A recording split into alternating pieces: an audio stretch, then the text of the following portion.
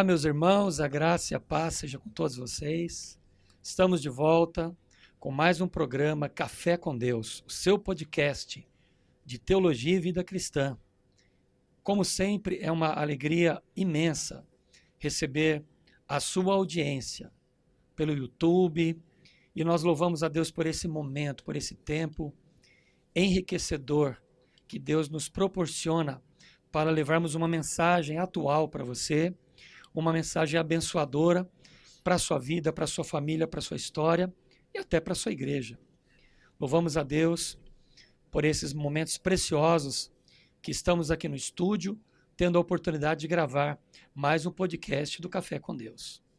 Hoje nós vamos abordar um tema muito atual e muito necessário para os nossos dias: a saúde mental do pastor. Nós vamos abordar esse tema. Acredito que não só nesse podcast, vamos fazer esse episódio, possivelmente já gravaremos também outro episódio, porque o assunto é muito extenso. A saúde mental do pastor. Tema que tem relevância, tem grande importância para nós pastores, para você que está numa igreja, que serve a Deus em uma igreja, que tem o seu pastor, tem os seus líderes. Então, nós queremos apresentar para você um programa que traga edificação e uma luz de alerta para todos nós, onde juntos nós vamos aí navegar por esses caminhos e analisarmos aqui numa conversa bem franca, bem sincera, trazer informações que vão elucidar as dúvidas e trazer conselhos que vão abençoar a sua vida. Seja bem-vindo a mais esse podcast. Comigo no programa hoje, meu amigo e companheiro, pastor César Ferreira. Pastor, seja bem-vindo a mais um podcast. Muito obrigado, meu pastor Marcos Rulli. Um prazer estar aqui contigo e também com todos vocês em casa ou aonde quer que vocês estejam. É um prazer, a companhia de vocês é muito cara, muito preciosa para nós. Vamos para esse assunto porque realmente promete. Obrigado, pastor César. Bom, nós vamos aí então para o texto que nós vamos apresentar para que você, ouvinte, para que nós possamos falar um pouquinho a respeito, pastor César. Pois não. 1 Timóteo capítulo 4, versículo 16. Quero apenas me ater a esse versículo, porque eu creio que ele é muito abrangente, né? E também muito peculiar nas suas informações. É uma carta que nós sabemos, Paulo escreve a um jovem obreiro, que é o Timóteo. Jovem obreiro, ao que nós percebemos no texto, jovem na idade e também jovem no ministério. Então ele diz lá no versículo 16 o seguinte: tem cuidado de ti mesmo e da doutrina. Persevera nestas coisas, porque fazendo isto, te salvarás tanto a ti mesmo, como aos que te ouvem. Então, Paulo é categórico. Ele está trazendo, pastor César, informações objetivas de instrução e instrução de qualidade para um jovem obreiro. Ter cuidado dele mesmo, além de que a doutrina, e também ele reforça. Se ele fizer isso, salvará a si mesmo, como aos que o ouvem. Então esse é o texto que nós queremos abordar neste podcast. A saúde mental dos pastores. Então eu quero aqui discorrer algumas informações e em seguida o pastor César estará comentando alguma coisa a respeito. Nós percebemos que os pastores, atualmente, eles têm, pastor César, lutas inigualáveis em relação aos pastores de 50, 40, 50 anos atrás. As lutas dos pastores são inigualáveis. Então nós vemos hoje uma cobrança muito forte pessoal, uma cobrança muito forte conjugal, familiar. Foi assim que eu comecei a compor isso, né? Uma convocação muito forte em relação ao cuidado do pastor com a igreja, com o corpo de obreiros, com a sociedade, né? E, não obstante tudo isso, ser na área da razão, nós temos uma cobrança muito forte no mundo espiritual. No mundo espiritual. E, somado a tudo isso, eu vou acrescentar uma frase nova: armadilha do desempenho. Então, nós, pastores, estamos o tempo todo sendo vítimas de toda essa pressão, pastor César. Essa pressão que vem muito forte contra nós. E os pastores, quando não fazem uma investigação adequada da sua própria vida, eles caem numa armadilha, que é a última frase que eu disse, a armadilha do desempenho. Então, nós estamos vivendo esse momento. Pastor César, o senhor acredita que é possível nós, pastores, nos vermos dentro disso que eu falei? E eu ainda quero acrescentar um dado novo. Quando estava vindo para cá, um dado novo. A tecnologia que nos aproximou tanto, que nos trouxe tanta informação e minimizou os nossos prazos e maximizou o nosso tempo, ou seja, a gente consegue ser um pouco mais produtivo com a tecnologia. Na sua visão, o senhor consegue encontrar naquilo que eu disse essa cobrança? O senhor percebe se essa cobrança tem feito mais mal do que bem na vida dos pastores? Qual a sua visão? Olha, esse texto de Paulo parece que foi escrito hoje, de tão atual. E é claro que a Bíblia é a palavra de Deus, portanto, à frente do tempo, né? A palavra de Deus é eterna.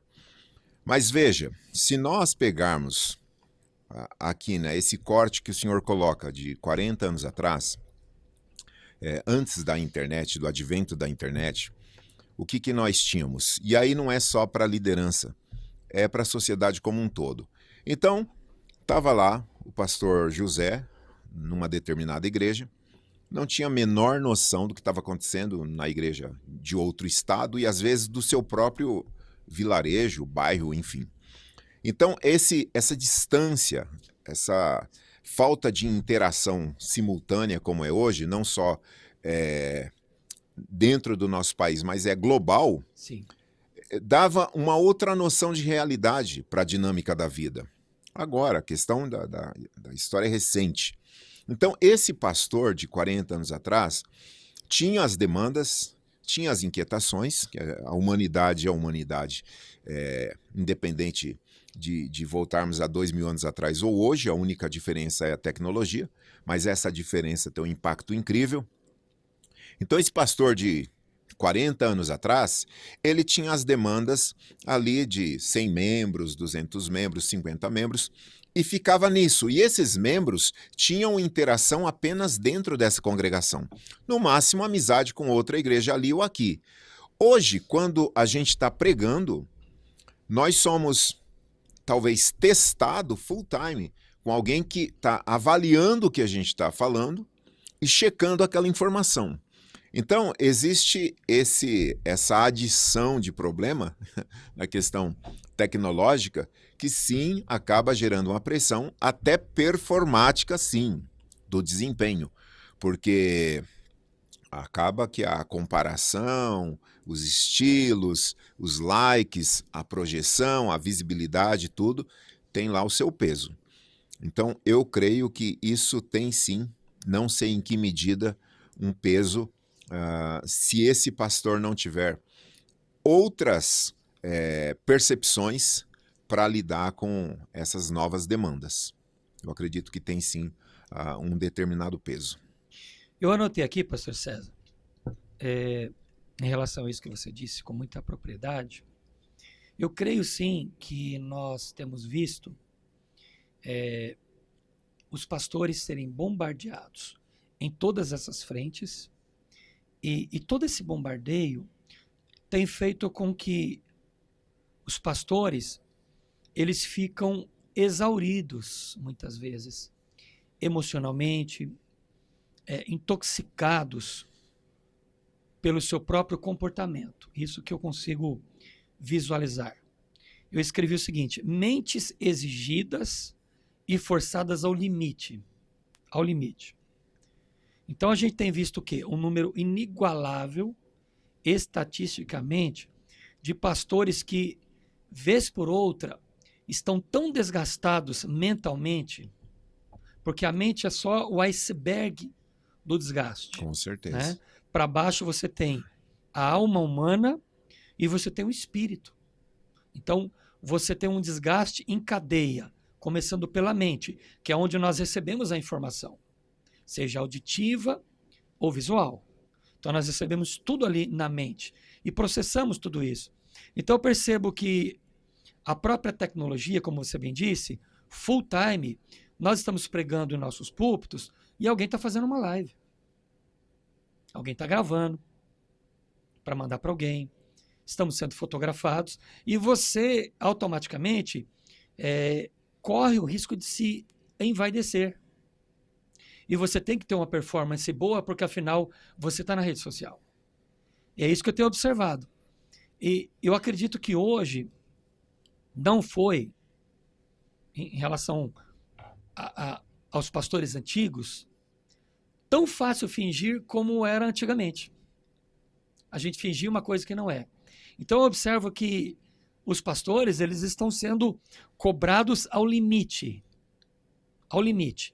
E as suas mentes estão ficando exauridas. Mas em busca de uma performance, eles vão empurrando isso. E vão levando isso. Isso vai comprometendo, vai intoxicando. Qual o problema de uma intoxicação? Normalmente ela não é imediata. Ela é sutil. Ela é sorrateira e ela vai corroendo as nossas engrenagens mentais e espirituais. É isso que eu consigo enxergar. Bom, pastor César, as pressões próprias da vida pastoral, como eu disse, elas são muito fortes, muito fortes. Aliás, como em qualquer outra profissão. Só que a gente identifica o seguinte, nós temos a batalha no mundo espiritual. Então eu queria que o senhor falasse um pouquinho mais a respeito dessa batalha espiritual, porque ela é uma situação que as demais profissões não vivenciam. E nós, pastores, vivenciamos ela. Nós temos toda essa pressão em cima de nós e temos esse agravante do mundo espiritual. Exato. Eu diria que o ministério pastoral é a posição, socialmente falando, vou colocar dentro de uma categoria profissional, mais vulnerável que existe. O pastor na igreja, você que está acompanhando a gente, entenda, é a figura na igreja mais vulnerável. Olhando para o leigo, o pastor é aquele que detém todo o poder, que concentra toda a autoridade e que sem ele nada podeis fazer. Isso vai de cada denominação, de cada modelo de governo, mas falando grosso modo, olhando para a figura pastoral ali com 50, 100, 300 membros, as pessoas deduzem que, poxa, esse é o sujeito que lidera isso tudo. Porém, biblicamente, o pastor ele tem uma vulnerabilidade enquanto função que é bastante estranha. Em que sentido? O pastor tem lá 2 ou 3 que estão criando uma situação de estresse na igreja. Ele tem que ter toda a etiqueta e ética e discrição para tratar sem expor aquelas pessoas que estão, às vezes, dando muita dor de cabeça. Não é uma empresa que ele vá demitir. Ele não pode dar justa causa. Então, ele fica recebendo aquela carga de estresse e não tem autonomia no sentido da absoluta autoridade que se imagina que um pastor deva ter. Não tem, porque, biblicamente, o rebanho não é dele, é de Jesus. Não tem, porque a autoridade do pastor, ela parte das Escrituras. Então, o que nós fazemos quando temos uma situação de estresse e de pessoas que estão criando ambiente de conflito na igreja? Nós usamos a discrição, a ética, conversamos e é muito lento o processo, não vamos expor, e aqui eu estou falando de um ministério ideal, onde existe ética, onde existe discrição, onde há amor por parte desse pastor com o rebanho. Esse pastor teme a Deus, então ele não vai meter os pés pelas mãos. Agora, imagine isso ao longo de 20, 30, 40 anos. Você na sua casa lida com 3, 4 pessoas, o pastor lida com 100, 200. Todos aqueles olhares estão para com o pastor. Todos estão observando o pastor. Em todos os sentidos, o pastor é monitorado, pelo bem e pelo mal. E aí, tem situações na igreja que não chegam ao conhecimento da igreja que o pastor tratou, às vezes casamento, às vezes filhos, seja lá o que for. Então essa carga é pesada, no sentido do ofício. E o pastor não tem autonomia para dizer, você fica, você sai. Não, ele vai suportando aquilo, só que gera tensões no coração, porque nós somos humanos. Esse é um ponto. O segundo ponto, as batalhas espirituais. Porque veja, Paulo fala dos inimigos da cruz. Os inimigos da cruz são pessoas, às vezes, que Satanás usa, essa que é a verdade, e que criam situações e que aí você sabe que não é uma questão de temperamento, personalidade, mal entendido, mas é uma isca. E nessas horas, a batalha é no espírito. Não é dialogando, não é chamando para a sala pastoral, não é aconselhando. Sim. Às vezes é uma ação maligna que nós temos que lidar, e isso realmente gera também tensões, e não tem como. Nós somos humanos. Que só vai sendo absorvida. Exatamente. E a gente nem colocou a família aqui no contexto. Sim. Filhos, né? Então existe toda são camadas de pressões que, como o senhor bem disse, outras profissões não levam para casa. Nós vamos deitar e a igreja às vezes vem junto. Exatamente. Pastor César, ao longo dos anos de ministério, eu conheci, aconselhei e entrevistei pastores desgastados. O senhor já deve também ter convivido com isso. O que eu via nessas entrevistas, nesses aconselhamentos, nessas reuniões, eu via rostos de homens de Deus, até mulheres de Deus, que demonstravam desgaste, extremo desgaste. Os seus olhares, as suas palavras, as suas emoções, elas demonstravam a pressão que eles estavam vivendo. Eu vi isso. E eu faço o seguinte resumo. Eles foram além do exigido. Eles gastaram-se, eles desdobraram-se e muitos deles se decepcionaram. O senhor deve ter vivenciado isso também ao longo do seu ministério. Esse foi o retrato que eu encontrei. É um homem extremamente frustrado, à beira do limite, segurando um casamento, segurando uma família, e alguns que eu conheci, de fato, perderam tudo. Entregaram igrejas, perderam casamentos, perderam família, porque não souberam lidar com toda essa pressão. O senhor tem algum histórico? O senhor já vivenciou alguma situação? Eu sei que o senhor vem de uma família que tem pastores. O senhor pode dizer alguma coisa para a gente a respeito disso, pastor César? Essa colocação é maravilhosa. É uma iluminação. Veja, três erros que eu percebo. Primeiro, má compreensão do ministério. Por má compreensão do ministério, são pessoas, às vezes, bem intencionadas, mas que olham para a vida ministerial e acreditam que isso é lindo, é festa, é uma coisa importante você estar no púlpito achando que é só começa e termina ali. Então, muita gente não tem noção do que é. O segundo ponto que eu vejo, que a maioria dos pastores cometem esse erro, se não todos, pelo menos num período da jornada, eu cometi muito esse erro, é a questão do ritmo.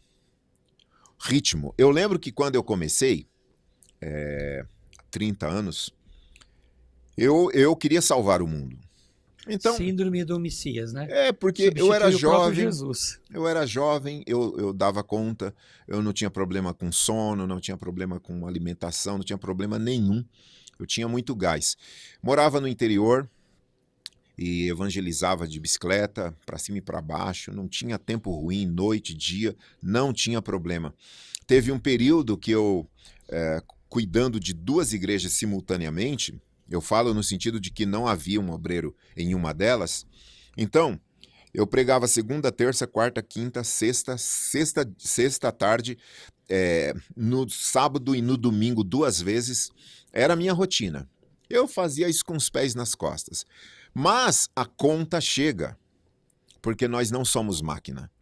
Então, o primeiro erro que muitos pastores cometem, e depois a conta chega, é a questão do ritmo. O segundo erro, eu coloquei na ordem, né? Não entender o que é ministério, vai desavisado e se arrebenta. Ritmo, frenético, maluco, querendo salvar o planeta. E aí cai num terceiro erro, que é a prioridade. Sim. O texto que foi lido coloca as coisas em perspectiva. Não diz nem família, diz cuida primeiro de ti mesmo. Sim. Cuida da tua, pastor, cuida da tua vida emocional, psicológica, física, cuida de você, porque fazendo assim, salvarás tanto a ti mesmo quanto aqueles que te ouvem. E isso inclui a família que nos escuta. Sim. Então, eu cometi o erro da má compreensão. Num primeiro momento, achei que ministério era uma coisa, depois eu vi que não era bem assim. E essa má compreensão, queridos, é só uma questão de infantilidade, de ingenuidade, de imaturidade. Quando Jefité teve a experiência lá de fazer a bobagem que ele fez, que não venha um mérito se sacrificou ou não a sua filha, porque isso é um debate que não tem fim, mas o ponto é que Deus não pediu aquilo para ele. Deus não disse para Jefté, vá, primeiro faça um combinado comigo, dependendo do que você combinar, eu te dou a vitória. Não, ele fez aquilo, Deus não pediu. Então, Deus não pede que a gente se mate em favor das coisas que a gente julga sagrada e de fato são, porque Jesus fez isso. Então, muitos pastores jovens começam cedo, mas o ritmo está errado e a prioridade está errada também.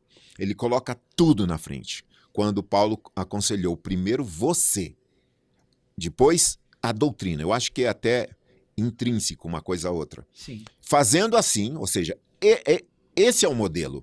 Você vai conseguir viver muito tempo com saúde. Ótimo, excelente. Como encontrar um ponto de equilíbrio entre saúde mental e saúde espiritual? Porque elas precisam estar juntas, né? Como encontrar? Mas antes nós irmos para os conselhos, para o remédio em si, eu quero falar um pouquinho sobre o último item que eu mencionei sobre toda essa carga, a armadilha do desempenho. Uhum. Eu acho que nos dias de hoje, com a tecnologia, a gente consegue ver com bastante clareza, a armadilha do desempenho. O que é? É uma cobrança por uma performance. Você usou essa palavra também. É uma cobrança por uma performance. E quando a gente observa que tem um outro colega de ministério, de outra igreja, que está numa performance muito boa, a gente sente aquela vontade de ter a mesma performance. Mas a gente às vezes não entende que, falando de dons do reino, os dons são diferentes. São diferentes. Né? As posições são diferentes, as estruturas são diferentes e as pessoas são diferentes. E nesse afago dessa competição, nós caímos na armadilha do desempenho.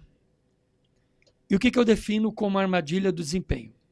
Quanto melhor a performance, quanto maior o número de seguidores, sim, maior o número de seguidores, quanto mais influente, vai ouvindo, pastor César, para o senhor pontuar.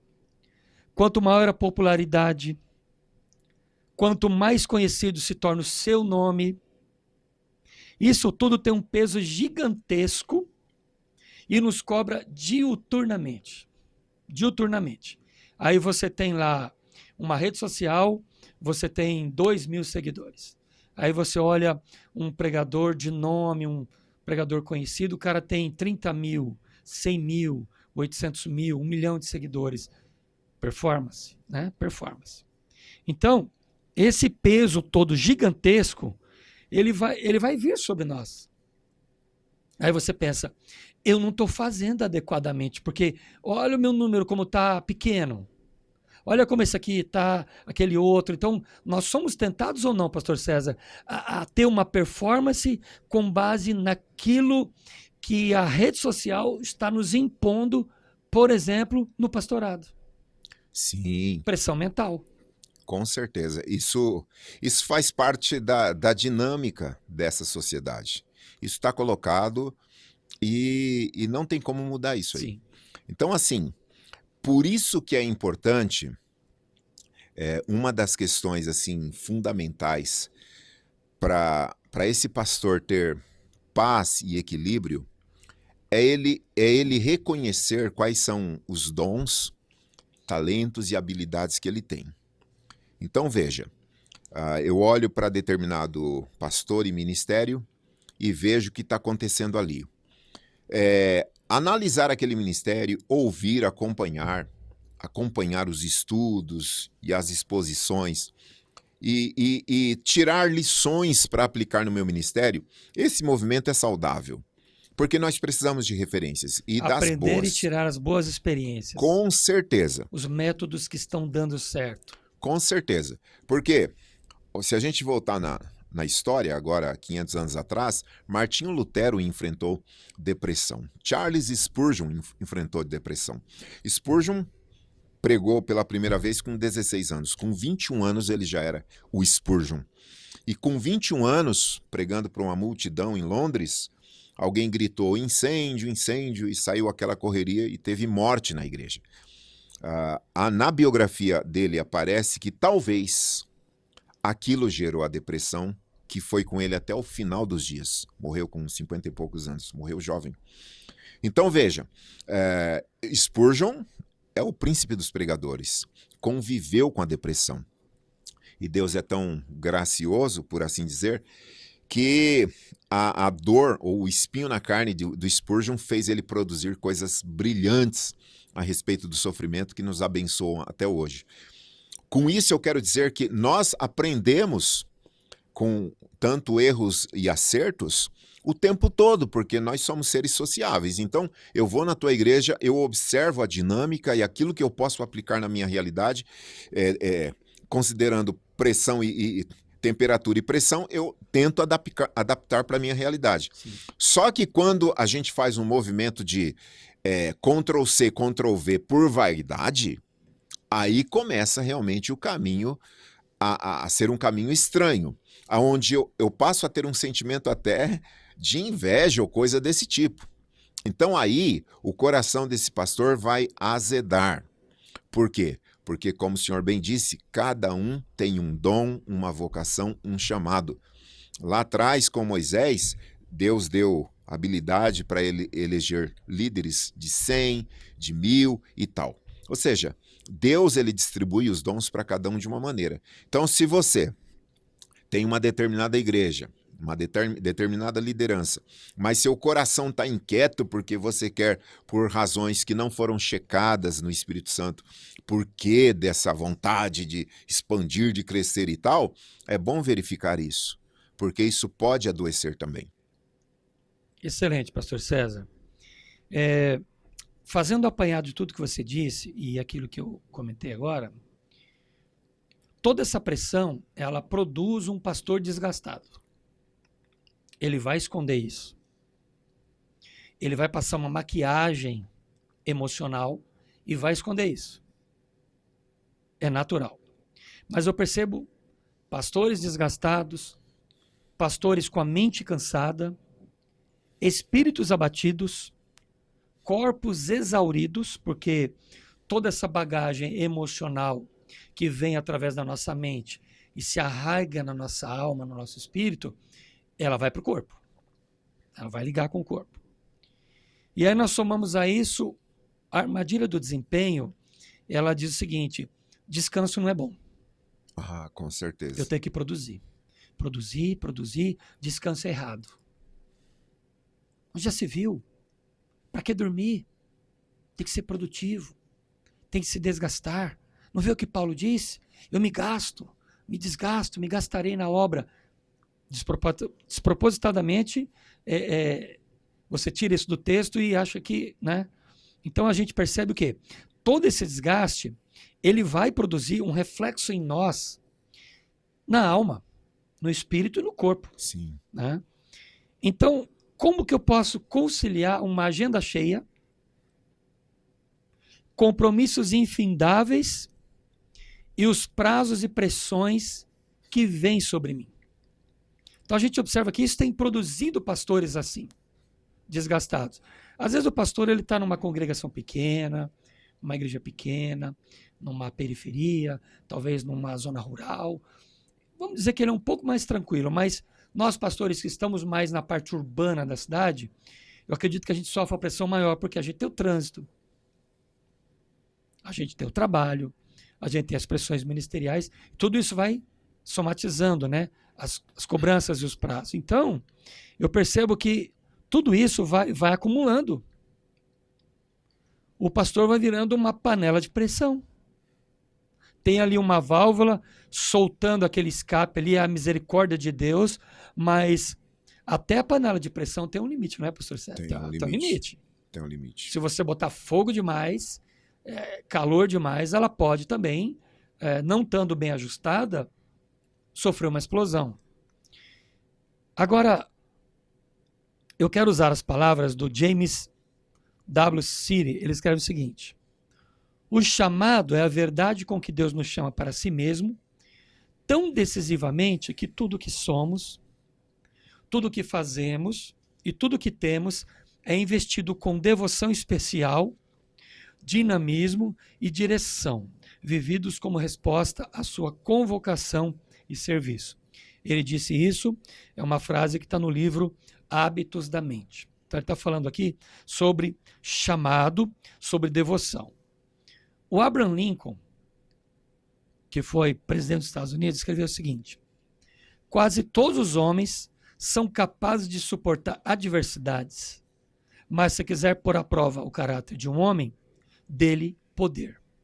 Frase muito conhecida do Abraham Lincoln. O poder. Então nós pastores estamos vivendo nesse limite de uma linha tênue, muito fina entre a autoridade que Deus nos deu e o poder que está à nossa disposição. Nós vivemos esse limite. Mas eu quero entrar um pouco mais fundo ainda. Tem uma história interessante de um grande pregador americano, pastor americano, chamado Ted Haggard. O que eu vou dizer aqui é de domínio público, não há problema nenhum em dizer o que eu vou dizer, mas ele diz o seguinte: ele foi um pastor de grande projeção nos Estados Unidos, foi um grande escritor e foi conselheiro de governos americanos. Ted Haggard. Olha o que ele escreveu: a minha posição de poder e popularidade podem ter sido a combinação tóxica que me destruiu. Ted Haggard. Então ele conta que ele andava 1 hora de carro distante de onde ele trabalhava para se encontrar com uma pessoa num encontro homossexual. Ted Haggard. E ele fala que ele tinha tanto poder e tanto prestígio na sociedade que ele se desgastou com essa situação, que veio se tornar pública. Ele foi exposto, foi envergonhado e abandonou o seu ministério. Mas foi um homem muito influente, muito influente. Mas eu quero ir um pouco mais fundo. O Stanley Teitelbaum, psicólogo americano renomado, escreveu um livro chamado Heróis do Esporte, Ídolos Caídos. Olha o tema. Ele diz o seguinte, que uma classe distinta de atletas, políticos, líderes empresariais e religiosos acostumam-se a sempre estar diante da multidão Isto pode envolver toxicidade emocional, ele coloca veneno, onde as pessoas comumente se tornam arrogantes e imponentes. E de modo igualmente rápido, fomenta-se a sensação de ter direitos. Vai guardando aí, pastor César. E eu finalizo com Provérbios 27 e 21 antes da sua fala. Provérbios 27 e 21 diz o seguinte: o homem é provado pelos louvores que recebe. Agora vamos gastar um pouquinho aqui, pastor César. Toda essa pressão e toda essa popularidade, o senhor concorda que pode ser perigosa para nós líderes, para os pastores? É perigosa. Perigosa e a popularidade, ela em si não, mas pode ser uma isca. Por duas razões. Perfeito, isca. Por duas razões. Primeiro, esse pastor, às vezes, ele diante da posição que ele está, ele vai começar a tentar colocar um verniz para não demonstrar fraqueza. Aí você pega a taxa de irritabilidade dele, tá estourada, não tem mais paciência com nada.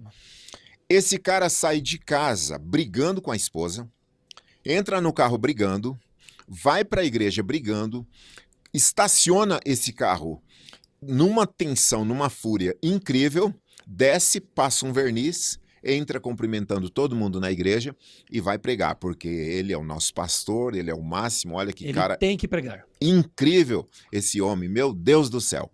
Agora veja, Jesus, o sumo pastor, ele demonstrou vulnerabilidade aos discípulos quando no Getsêmani suou grandes gotas de sangue. Chamou Pedro, Tiago e João e eles viram Jesus naquele estado vergonhoso de vulnerabilidade. Ali, Jesus está permitindo que eles testemunhem o Cordeiro de Deus que tira o pecado do mundo, prometido antes da fundação do mundo, que seria a nossa expiação. O apóstolo Paulo, em várias das suas cartas, ele escreve sobre a sua vulnerabilidade. Agora, eu entendo, meu pastor Marcos Hulli, que Paulo não falou para ninguém, pelo menos para a gente, qual foi o espinho na carne. Então existem dores que eu não recomendo o pastor falar, e assim como Paulo não falou qual era o espinho na carne, mas por outro lado, Paulo não evitou falar das suas vulnerabilidades. Ele chegou a dizer assim, perplexo, mas não destruído. E nesse mesmo texto, ele deixa claro que está no momento de temor e tensão, até com a possibilidade da perda da esperança da vida. Não é que ele estava com vontade de morrer, é que ele estava preso, perseguido, e as condições apontavam para a morte. Então, esse pastor, que é popular, seja popular para 50 pessoas ou para 5 mil, ele é popular, ele tem autoridade, ele tem poder.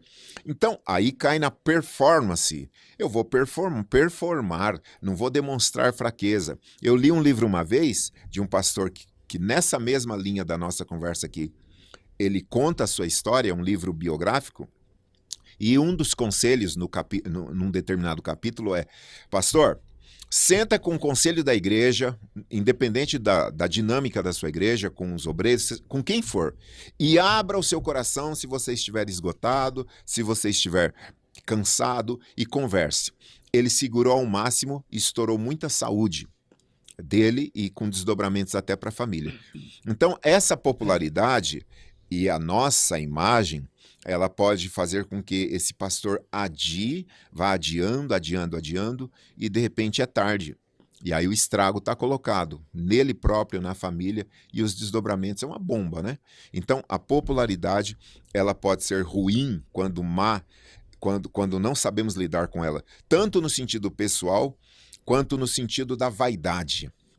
Nas duas pontas é vaidade, de não falar que está mal, não reconhecer e procurar um tratamento, porque afinal eu sou pastor, tanto no sentido de sustentar uma imagem que não tem mais condição de ser, por conta desse poder e dessa pompa toda, né? É um perigo. Pastor César, eu li uma obra também muito interessante do pastor Wade Godal. chama O Sucesso que Mata, da CPAD. E uma das frases interessantes que ele coloca no livro é que ele diz que o sucesso é uma droga viciante. E essa droga viciante, ela nos autossabota. Então, sem perceber, o pastor que está vivendo esse estilo de vida, essa pressão toda, e não tem aonde desabafar, não procura conselho, não procura ajuda, ele está se autossabotando. É só uma questão de tempo para que essa autossabotagem dispare o timer. Sim. Do dia que vai acontecer. E quando o pastor menos espera, ele tem o trauma. Isso pode arrebentar com uma explosão de ira, de raiva. Ele pode perder a paciência na família, pode perder diante da igreja. Ele pode chegar no momento que ele pode dizer assim, vou entregar tudo, vou abandonar o ministério.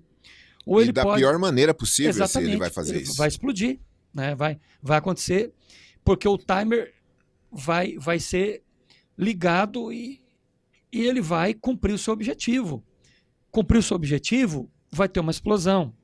Então, a armadilha do desempenho, ela faz com que o ministro, que o pastor, viva toda essa autossabotagem, às vezes consciente. Muitas vezes inconsciente, porque ele tem obrigações, ele tem prazos, ele tem deveres, mas muitas vezes inconsciente. Então, eu escrevi ainda. O que falar daqueles que estão à frente de suas missões extremamente desgastados? Será que eles estão produzindo um bom fruto? Será que eles não estão destruindo outros com os seus comportamentos tóxicos, sem saber? E estão produzindo também dentro da igreja uma intoxicação religiosa, que eu chamaria, o que a gente disse no outro podcast, né? Uma geração de traumatizados. Porque não há o exame, então o pastor precisa fazer um autoexame. Então eu vou agora já partindo para começarmos uma resposta.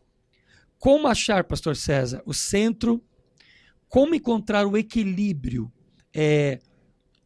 Um ponto de equilíbrio diante dessa agenda de tantos afazeres, né? Como descobrir o segredo de uma vida equilibrada, né?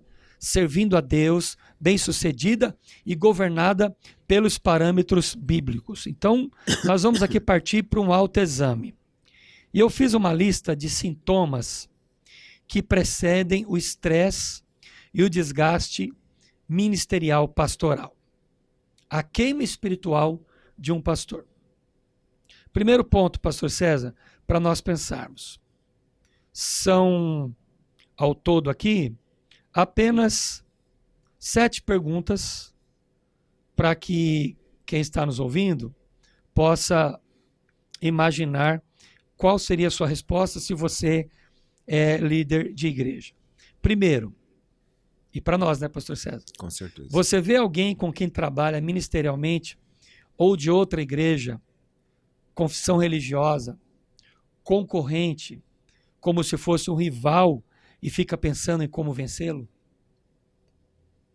Vamos pensar nessa pergunta. Segundo, toma como algo pessoal quando alguém discorda de suas ideias? É para nós pastores pensarmos. Terceiro, segue compulsivamente a conduta de um rival a fim de não fazer nada que ele também não esteja fazendo? 4. Critica as estratégias de um concorrente e descarta-as prematuramente como despropositadas? 5.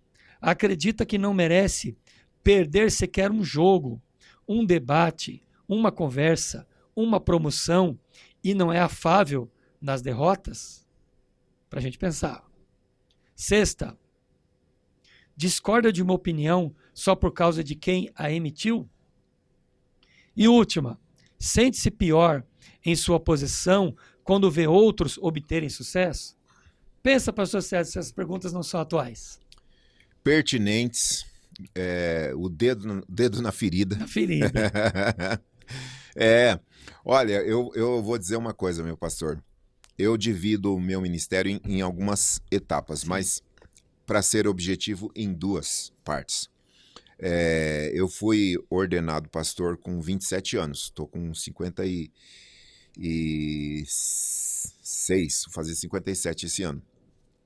Então veja, a primeira fase do meu ministério foi a fase em que eu me joguei para salvar o mundo. E minha esposa tem uma frase que é muito interessante, não sei se é dela, mas eu gostei.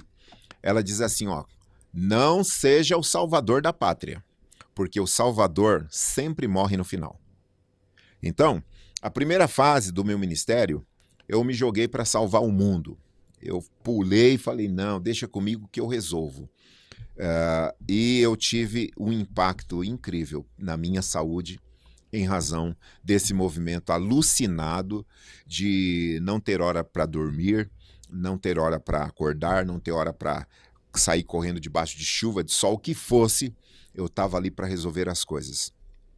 Isso teve um custo para mim.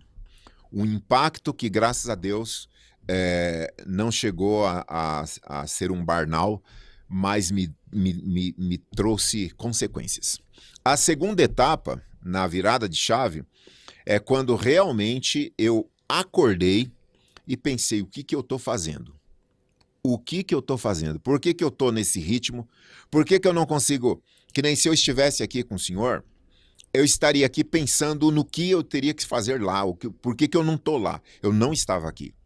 Então, a virada de chave foi quando eu olhei para mim e disse assim, não precisa dessa loucura toda. Eu não vou salvar o planeta. Parei e comecei a me reavaliar. E aí, como você está num vício frenético por trabalho e por desempenho, você vai ter que se reeducar. Começou um processo de reeducação e faz 15 anos, esses últimos 15 anos, que Deus é tão lindo, um pouco mais até, que aí eu conheci um pastor, eu não sei se eu posso falar o nome dele aqui, é um pastor que mudou a chave na minha vida, um pastor chamado Pastor Marcos Rulli, olha o nome dele aqui, ó, Pastor Marcos Rulli. Primeiro, pastor Marco Aurélio Dias entrou na minha vida e essa amizade foi maravilhosa, um presente de Deus. Me apresentou o pastor, que é o meu pastor aqui, para quem não sabe, o nosso pastor Marcos Rulli, para falar da minha saúde. Porque quando eu conheci o senhor e a pastora Gi, nossa querida pastora e sua esposa, eu vi um clima de leveza e de descontração que eu não conhecia. Para mim, ministério é sangue nos olhos e faca na caveira e vamos para cima, porque aqui não é brincadeira e tal. Deus. A nossa convivência foi dizendo para mim assim, César, relaxa, o que é isso? Por que essa correria? Calma, não é assim não. Eu sofri um baque no início da nossa amizade, porque para mim ministério é você ficar louco, querer ficar tal, não sei o quê. Então, uma coisa que me salvou foi a nossa amizade, vendo o teu ritmo, o teu modelo de pastoreio, a tua tranquilidade e serenidade de estar diante de situações, sejam simples ou complexas, e ter a mesma paz para decidir. Então eu fui olhando isso e é objeto de estudo para mim, para dona Nilza. A gente foi conversando, falou, não, vamos repensar esse negócio todo aqui, porque eu acho que a gente está no ritmo, a gente não, eu estou no ritmo errado. Então, eu saí daquele frenesi maluco para um outro time. A saúde, realmente, eu tive um ganho significativo, a minha igreja é abençoada consequentemente por isso. Hoje existe leveza, hoje existe... Claro que a seriedade é a mesma, o modus operandi que é outro. Então, graças a Deus eu fui salvo pela nossa amizade. Claro que é tudo Deus no final, mas Deus usa pessoas para dizer que as palavras que abriram esse programa, na leitura do nosso pastor, Paulo a Timóteo, cuida primeiro de ti mesmo e da sã doutrina. Então, eu comecei a cuidar de mim. Eu tinha invertido, cuidado da igreja, só igreja, igreja, igreja, igreja. e você vai deixando coisas preciosas para trás. Sim. Hoje, realmente, a ordem foi revista e cá estou eu para contar esse testemunho e dizer que Deus teve misericórdia da minha vida e da minha família. Amém. Obrigado pelo elogio, obrigado pelo apoio. Achava que era outro cara, Não. outro pastor. Muito bem. Pastor César, nós já estamos aí partindo para os 10 minutos finais desse primeiro episódio. Vamos fazer o 2, né? Amém. Saúde Merece, precisa. mental do pastor 2. Não dá para a gente elucidar tudo num único podcast. Talvez nem em 2, talvez precise de mais Sim. alguns episódios. Mas o que eu percebo é o seguinte: nós não podemos levar conosco o ministério pastoral como um peso, como uma carga. Então aqui já começamos a delinear o processo da cura. Quando nós estamos sentindo mal, alguma coisa que não está legal com a gente vai para o médico e a gente começa a falar os sintomas. Doutor, eu estou sentindo isso, estou sentindo aquilo, estou me comportando assim, estou vivendo dessa forma, e isso está me incomodando, por isso que eu estou aqui na frente do Senhor. Então, quando nós vamos ao médico, nós vamos tecnicamente desarmados, esperando que o profissional que está do outro lado vá nos entender e vai prescrever uma conduta, um remédio, um exame, Uma dieta. Então a gente vai com esse objetivo, com esse intuito. No mundo espiritual é a mesma coisa. Nós, como pastores, começamos agora, já nesses primeiros minutos do podcast, e com essa lista de perguntas que eu fiz, já começamos a perceber que a gente precisa fazer um autoexame. E esse exame é feito quando nós olhamos para dentro de nós mesmos, quando nós, em oração, nos humilhamos diante de Deus.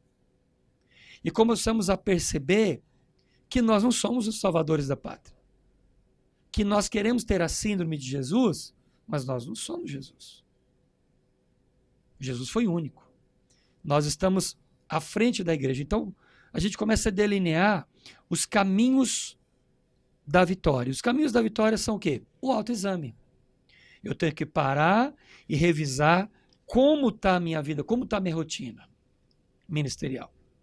Então, essa lista de perguntas, elas nos dão uma luz, mostram o caminho, vá por aqui. Elas vão começando a mostrar uma busca pelo equilíbrio, pela cura, pelo arrefecimento. A gente está muito quente, a pressão está muito alta, precisa arrefecer, precisa dar uma diminuída nesse estresse todo que vai cobrar da gente lá na frente. Eu ouvi e conheci pastores que hoje estão sepultados, morreram. Sim. De fato.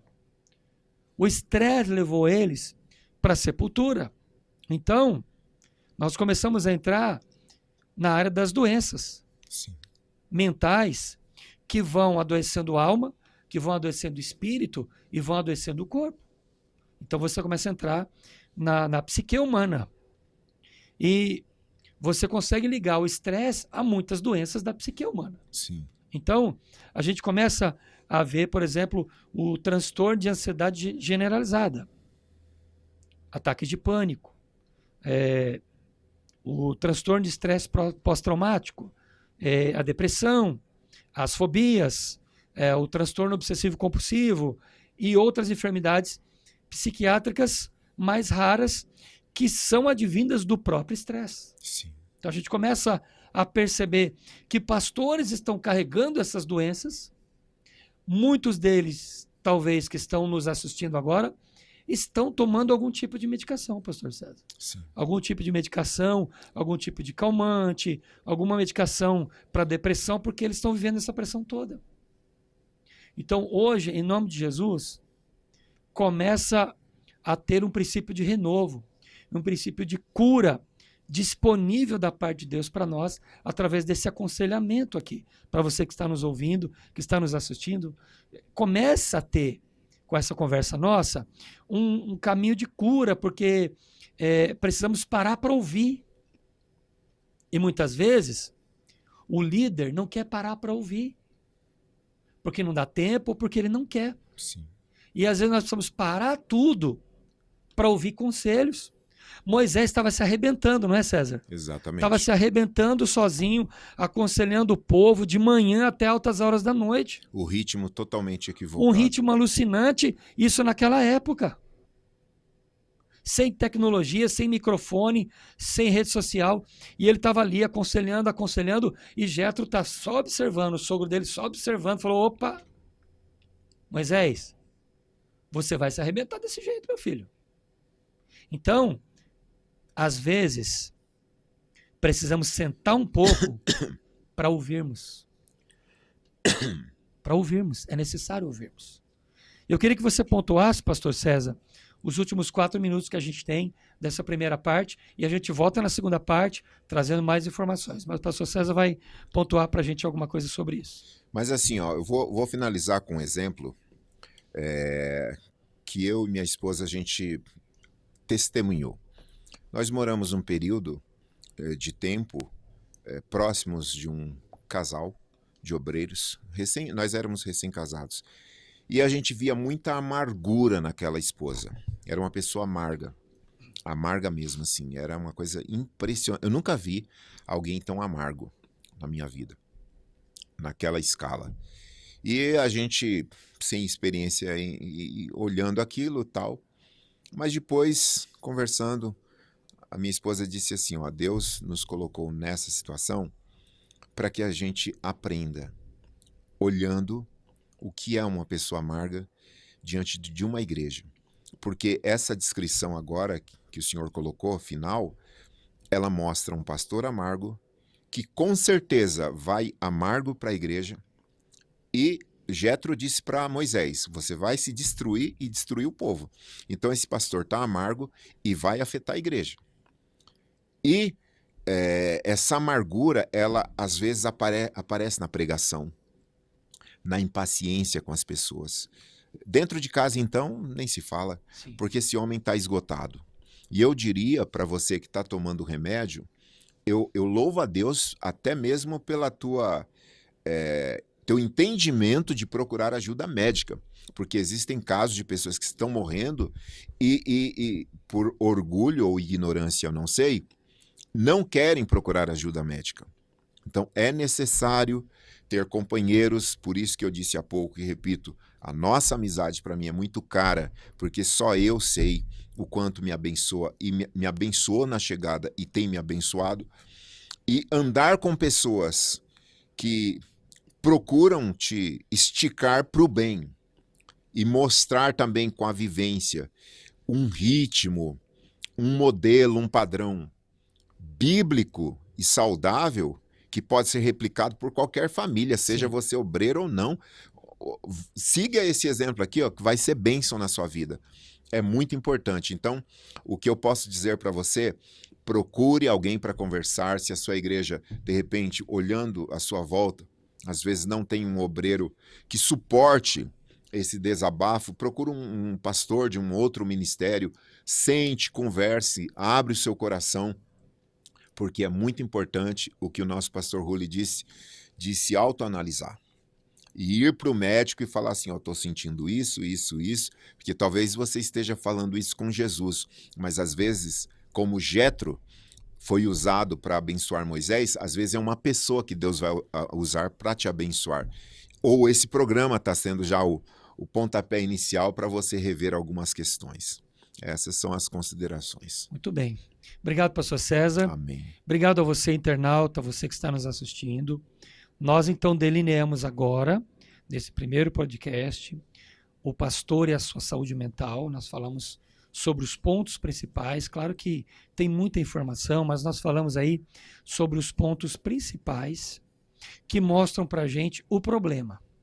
Exato. Né?